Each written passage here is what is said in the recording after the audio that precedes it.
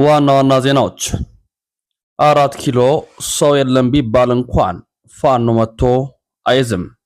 ሰላም እናምጣ ካልሆነ እንጨራረሳለን። ጀነራል አምባሳደር ባጫ ደበሌ። በወያኔ ዘመን አማራ ወደ ወልቃይት እንዲገባ አይፈቀድለትም ነበር። አሁን ግን እንደፈለገው ነው። የፌድሪ ጠቅላይ ሚኒስትር አብይ አህመድ። ፖለቲከኛ አቶ አበበ አካሉ ታሰሩ። የተወዳጁ ቤተሰቦቻችን በዛሬ ዜና ወጃዎቻችን እኚህንና ሌሎች የዜና ጥንቅሮችን በስፋት የምናስደምጣቸው ነው የሚሆነው። ሰብስክራይብ በማድረግ ላይክ በማድረግ እንድትከታተሉ እንጋብዛለን። ወደ ዝርዝር ትንታኔዎቻችን በቀጥታ አምራል። በቅድሚያ በወያኔ ዘመን አማራ ወደ ወልቃይት እንዲገባ አይፈቀድለትም ነበር። አሁን ግን እንደፈለገ ነው ሲሉም የኢፌድሪ ጠቅላይ ሚኒስትር አብይ አህመድ ተናገሩ። በሰሞኑ ከአማራ ሚዲያ ኮርፖሬሽን ጋር ባደረጉት ቃለ መጠይቅ ስለ ወልቃይት ጠገዴ ተጠይቀው የሰጡት ማብራሪያ ማነጋገሩን ቀጥሏል። ወልቃይት ማለት ምዕራብ ትግራይ ነው። በትግራይ ኃይሎች ስር በነበረበት ጊዜ ማንኛውም የአማራ ሕዝብ ወደ ወልቃይት እንዲገባ አይፈቀድለትም ነበር። አሁን ግን አማራ እንደፈለገ እያደረገ ነው ብለዋል። አክለውም ጠቅላይ ሚኒስትሩ የትግራይ ኃይሎች ወልቃይትን መልሱልን፣ ሁሉም የፋኖ አመራሮች ወልቃይት የእናንተ ነው ውሰዱ ብለውናል። የፌዴራል መንግስትን የከለከለን እናንተ ናችሁ፣ ጠቅልላችሁ ለአማራ ሕዝብ የሰጣችሁት እያሉ ነው ሲሉም በግልጽ ተናግረዋል። ይህ ጠቅላይ ሚኒስትር አብይ አህመድ በቃለ መጠይቁ ላይ ቃል በቃል ከተናገሩት የተወሰደ ነው። በመሆኑም ጠቅላይ ሚኒስትር አብይ አህመድ በአሁኑ ሰዓት ስለ ወልቃይት ጠገዴ ለምን አነሱ የሚለው ራሱን የቻለ መነጋገሪያ ርዕስ ሆኗል። 4 ኪሎ ሰው የለም ቢባል እንኳን መጥቶ ፋኖ አይዝም። ሰላም እናምጣ ካልሆነ እንጨራረሳለን። ጀነራል አምባሳደር ባጫ ደበሌ የተናገሩት ነው። ባጫ ደበሌ ከቢቢሲ አማርኛ ጋር ባደረጉት ቆይታ አነጋጋሪ መልእክት አስተላልፈዋል። ግልጽ የሆነ ነገር ልንገርህ በማለት ንግግራቸውን የጀመሩት አምባሳደሩ 4 ኪሎ ሰው የለም ቢባል እንኳንም መተው አይዙትም፣ ፋኖም ይሁን ኦላ አይመጡም በጭራሽ ሲሉም ተደምጠዋል። ምክንያቱም የሚመጡበት መንገድ የላቸውም፣ መተውም የሚያደርጉት ነገር የለም። ማን ነው የሚመጣው? ምን ያደርጋል? ዘመነ ካሴ ነው የሚመጣው? 4 ኪሎ ክፍት ነው ብትሏቸውም አይመጡም። አምባሳደር ቀጥለው ይናገራሉ። ገንዘብ ከሆነ የፈለጉት ከመንግስት ጋር ይደራደሩ፣ ይሰጣቸዋል ያሉ ሲሆን አለበለዚያ የህዝብ ጥያቄ ለመመለስ የሚል ከሆነ ግን ህዝቡ ጠልቷቸዋል፣ በምርጫ ተወኝ ብሎ ብልጽግናን መርጧል ሲሉም ተናግረዋል። በመጨረሻም አምባሳደር ባጫ ሰላም እናምጣ ካልሆነ እንጨራረሳለን እንጂ ውጤቱ አሸናፊ ተሸናፊ የሚባል ነገር የለውም በማለት ከመግቢያቸው 4 ኪሎ ሰው የለም ቢባል አንዳቸውም መተው አይዙም፣ ፋኖም ይሁን ኦላ ብለው አቅም እንደሌላቸው የተናገሩትን ንግግር የሚያፈርስ ቃል አስፈራዋል። አምባሳደር ጀነራል ባጫ ደበሌ በሽምቅ ውጊያ ተማርከው የሽምቅ ውጊያ ጥበብን ለማስተማር የጸረ ሽምቅ ውጊያ ጥበብ የሚል መጽሐፍ መጻፋቸውም የሚታወስ ነው ሲሉም በርካቶች ከባጫ ደበሌ አምባሳደር ንግግር ላይ ተንተርሰው ሐሳቦቻቸውን አስተላልፈዋል። ፖለቲከኛ አቶ አበበ አካሉ ታሰሩ።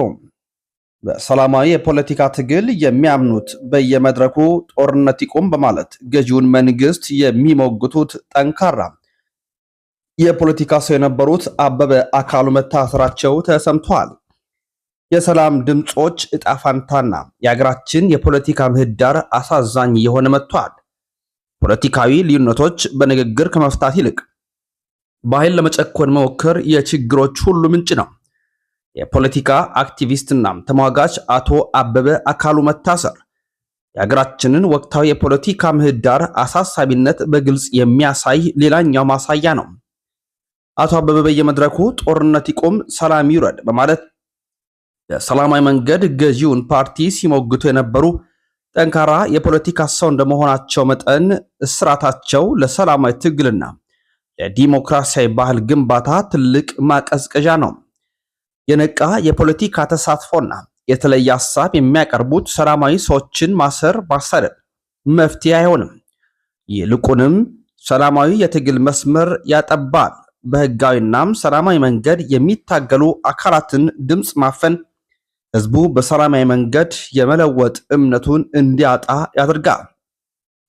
መንግስት የተለየ ሐሳብ ያላቸውን ሰላም ሰባኪያን በእስር ለመግታት መሞከሩ የሐሳብ የበላይነትን የማረጋገጥ ድክመትን ያመላክታል። የሀገሪቱን ሰላም የበለጠ ያወሳስባል።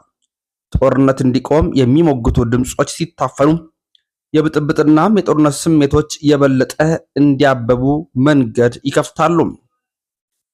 ሀገር ዘላቂ ሰላምና እድገት ለማስመዝገብ የሚቻላት የተለዩ ሐሳቦችን ማስተናገድና ሰላማዊ ተሟጋቾችን ማድመጥ ስትችል ብቻ ነው። በመሆኑም በሰላማዊ የፖለቲካ ትግል የሚያምኑና የሰላም ጥሪ የሚያቀርቡ ወገኖችን ማሰር ሀገሪቱን ወደ ተሻለ ምዕራፍ አያሸጋግራትም ሲሉም ሐሳቦቻቸውን በርካቶቹ ሰጥተዋል። በመጨረሻም የምክክሩ ተሳታፊዎች ጥለው ሊወጡ ነው። በምክክር ኮሚሽኑ ሂደት እየተፈጸመ ያለው ጥሰትና የደረሰባቸው ባለው ጫና ምክንያት በርካታ ተሳታፊዎች ጥለው ሊወጡ መሆኑ ታውቋል። የኦሮሞ ብልጽግና ቀድሞ የተስማማባቸውን አጀንዳዎች በድምፅ ብልጫ ለማሳለፍ የተለያዩ አደረጃጀቶችን በመጠቀም እያጭበረበረ መሆኑን እንደ ምክንያት የገለጹ ተሳታፊዎቹ ለኮሚሽኑ ቅሬታ ቢያቀርቡም ኮሚሽኑ ለቅሬታቸው መፍትሄ ከመስጠት ይልቅ አገዛዙ የሚፈልጋቸውን አጀንዳዎች በጥድፊያ እንዲያልፉ እድል እያመቻቸ ነው ብለዋል። በምክክር ሂደቱ የሚሳተፉ የደህንነት አባላት በተሳታፊዎች ላይ በግልጽ ማስፈራሪያና ማሸማቀቂያ ስልቶችን እንደሚጠቀሙም ተገልጿል። የሌሎች ክልሎች ከመጡ በተጨማሪ ከአማራ ክልል የመጡ ተሳታፊዎች በተለየ መንገድ ጫና እየደረሰባቸው እንደሆነ ተገልጿል።